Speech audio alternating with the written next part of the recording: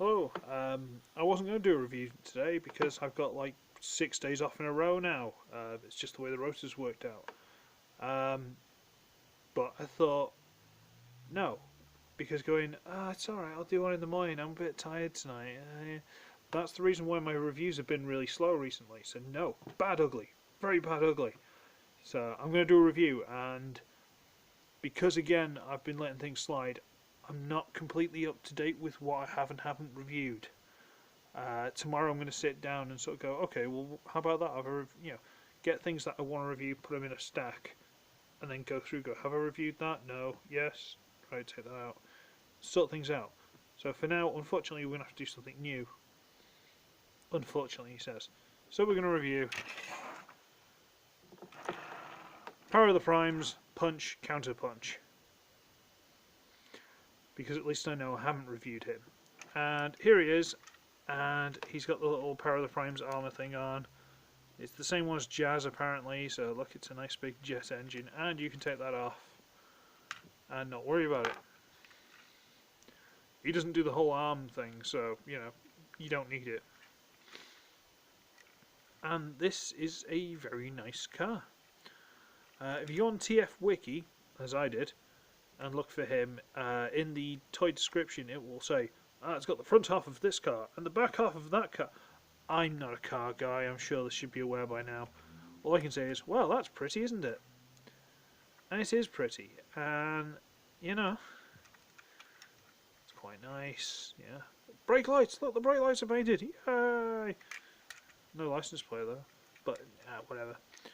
But then, one thing I've seen people sort of complain about is like, clear window, clear window, clear window, silver paint. I don't care, I'm not even worried about that being a window.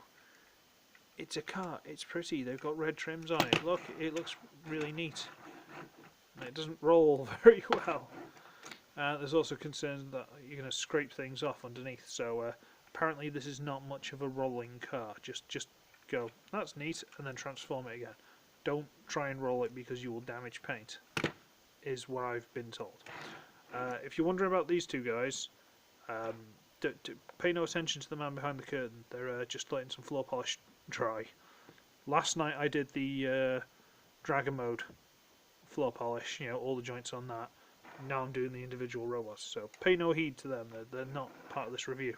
But it is a very nice figure, very nice. I do like it. So for a size comparison, I have Combiner Wars Wheeljack. So it's actually quite small, really. I mean, I know this thing doesn't really count, but it's still quite slim. And yeah, to be fair, he's quite small. I think well engineered is probably the best way of describing it, because he's not a small figure, but he's smaller than Wheeljack. I'm just going to pop that on there so I don't lose it before I transform him back. Give me 1 second. Oh, don't fight with me now. Come on, figure. Just stay on, alright? It's not even your review. You've had yours. I'm sure you have. I think. Someone correct me in the comments below. No, you've had your review. It's fine. Yeah. Now we can go on to transforming him. There is one thing you can also do, which I'll point out during the transformation, but it involves... Hang on.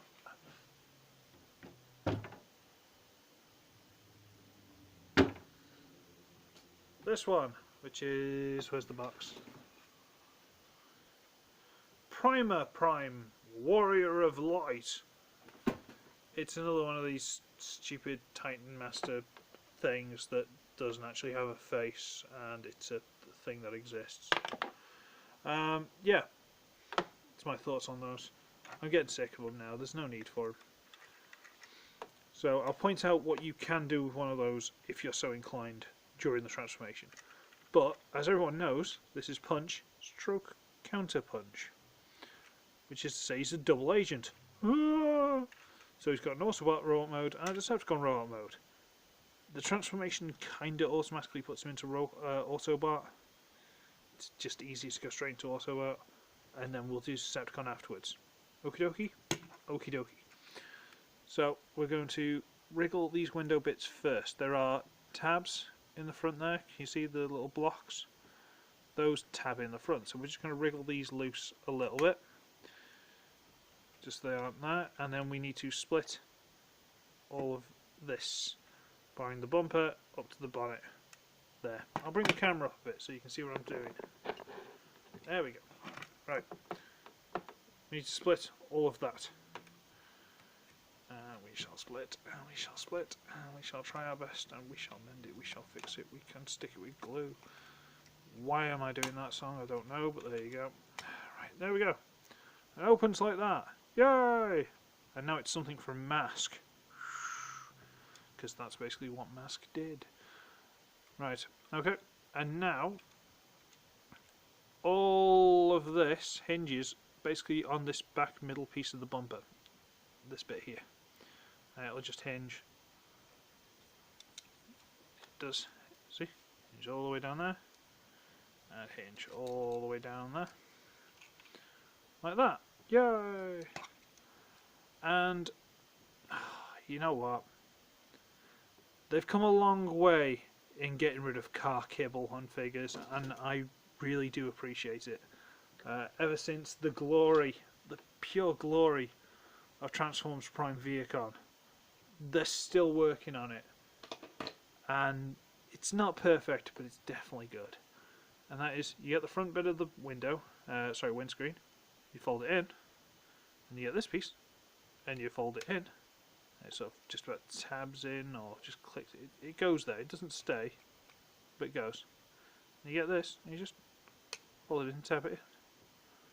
That's gone. That's it, it's done. So fold this bit's sort of got a little lip here that it sort of has to go over, that tiny little lip. So you fold that in, fold that up, fold it over, tab it in. That's pretty much the entire car mode. Near enough. This needs to go a little bit more. Okie dokie. Weapon storage. Just wriggle this loose. There's a tab there. Goes into handle on the gun. It's only on one side, so it can only go there. And this tab is only on one side. So we'll put that down there for a second. See why I say it automatically tries to force you into the robot mode, right? Okay, now we need to split the side wings and halves of the bonnets from the middle section. So we sort of wriggle that loose and wriggle that loose. Okay. Then we untab the arms from there and try and wriggle these shoulders out a little bit. There's a hinge to bring the shoulders up, so bring it down a bit.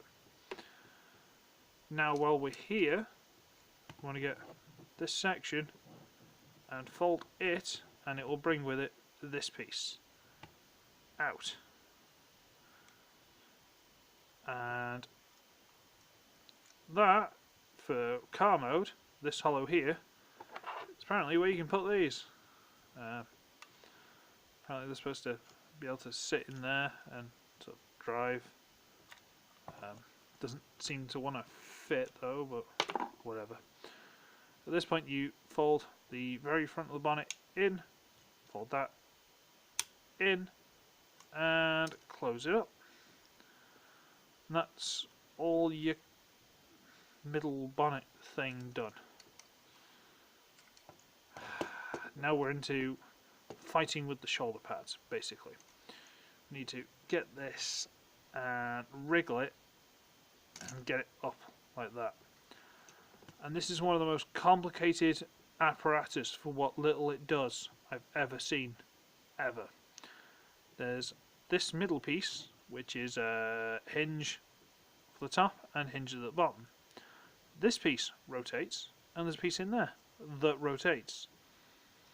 I have no idea why they need all these hinges. I'm sure it could have been engineered a lot more simply, but obviously I don't know what I'm talking about, so let's just shut up. Now there's this hole here, and a little orange tab there. That hole goes onto that tab. So you gotta sort of bring this around, line it up, and just push it on. And make sure the shoulder's down properly. That's one arm done. Yay! Right, bring that down, rotate it. Like I say, when you're not trying to explain it to someone, it's a lot easier to do, but it ain't the most obvious thing in the world. Split the legs. Make sure this bit's just flat down, just for argument's sake. And then dramatic head reveal. And yes, there is a kind of, there you are, dreamy blue eyes in there. Okay, they are in there. Look, see. And he's nice. He is. He's good. He's quite a handsome chap. And you can, you know, give him his gun if you like. You can store it by plugging it into the hole on the back. It's about the only weapon storage you're going to get. Unless you want to plug it into the front of his leg, but let's not do that. And it's alright, he's quite good, you know, ball joint, bit of a shoulder. These door wings do kind of get in the way a little bit, but whatever. Legs, knee, about 90 degree. These hips were super floppy when I got them out of the box, but coat floor polish, all done. Waist swivel. I don't know why people are super excited for waist swivels. They're interesting, but you don't desperately need one. Head's on a ball joint, and, you know, elbow, swivel, nothing at the wrist, but so what. And he's fine. He's cool. If you really want, you can fold this down and plug that in there and do the whole power of the prime rubbish, but let's not. You know what, I don't think you can even attach it in this mode because the thumbs get in the way. So you can't even attach it in this mode. But this is Punch, the Autobot version. And he's quite nice, he is. He's quite a nice fella. He does look like the, you know, like the cartoon. He does look quite good. These are a little bit silly. I mean, if they just hung down on the back of the arms, it might have been a little better, but apparently that's how it's supposed to be, so I'm not going to complain. And yeah, he's quite neat. He is quite fun. He does feel very, very 80s, and I like that. If not 80s, early 90s. You know what I mean? I do like it. He's fun. But you see, he's a double agent. He's an Autobot, but he hides in Decepticons to get information. It's yeah. The whole premise, everything in the cartoons is just utterly ridiculous. It's like he openly admits, like the Decepticon version, openly admits that he's got an Autobot counterpart that just magically turns up when he walks away, and people are like, well, hang on, are you not just the same guy? No one ever puts it together. It's like Clark Kent and Superman again. But you know what I mean. Should we go for the Decepticon counterpart? I think we should, because you know what? It's probably the better of the two modes. It's quite pretty. Unfortunately, it does involve playing with the shoulders again. So we're going to pop them loose to the tab, bring it up like this, rotate on this hinge here, this little blue hinge. So they're like that, and then sort of rotate it down. Now there's this big notch here that gets in the way of everything. I don't know if it locks in somewhere, but it gets in the way of everything. So you've got to make sure that is out of, behind this front bit. Bring that down and get the shoulder so it's kind of that-ish. About as good as you're going to get it. Pop it loose, bring it round, and get to about there. It does sort of tab into place. I'm not sure if that notch forces the actual bar into a groove in there, you know, like pushes it, so it's got to go into that space. I'm not really sure, and you can't really see. So we've done that. We're going to fold down the Autobot symbol, turn it around, Get these hands, and this is fantastic. This engineering, you know what? This needs to be praised more because this is so good. Like these arms just look like pretty normal arms, but they're not. You just and you swapped hands. Same arms. Considering how small this is, how thin this is, to have the hand flip gimmick so perfectly executed. We need to talk about this more. We need to praise whoever designed this more, because that is so small, so well engineered, so slick. Beautiful. Fair play. Whoever did that, you're a good man or woman. I don't judge. Or other kin, toaster, whatever. I don't care. Let's not go into that. At which point we can fold this little flap up and it's a Decepticon. And then we get dramatic head reveal number 2, which you don't often get in videos like this. And yeah, there are little red eyes in there. There you go. But look at that. To go from this like orange kind of cuddly night beat looking fella to this. Oh, I mean like the legs where you got the like metallic pinky purple and oh yeah, yeah, we like this. This is oh come on. And he looks really good, and I do like it. The bright red shirt, it's like blues and reds and dark and evil with his bright orange gun. Because that's the only gun he comes with. Yeah, whatever. And all this is completely ruined as soon as you turn him around. He's got a bright orange back. That can't be right. None of the Decepticons will be like, well, hang on, your back looks exactly like that Punch guy. What's your name again? CounterPunch? Yeah, there's something not right there. It's utterly ridiculous. However, that's where this comes in. This is actually useful ones. Because if you plug it in the back there, not only does it give CounterPunch jet engines, which is, you know, must be great for a spy, but also kind of covers up the orange a bit. Power of the Prime's armor. You've actually been useful for once. You could put it on the chest as well, but I think that's a better use of it. And yeah, this looks awesome. It really does look awesome. And pardon me, I've been doing the whole TF Wiki thing, and the way they've done it is like the proper bio rather than just like the brief television and stuff. They've started to do the whole. He's actually started to develop a split personality, like a Punch is like all nicey and anxiety ridden and all the rest of it.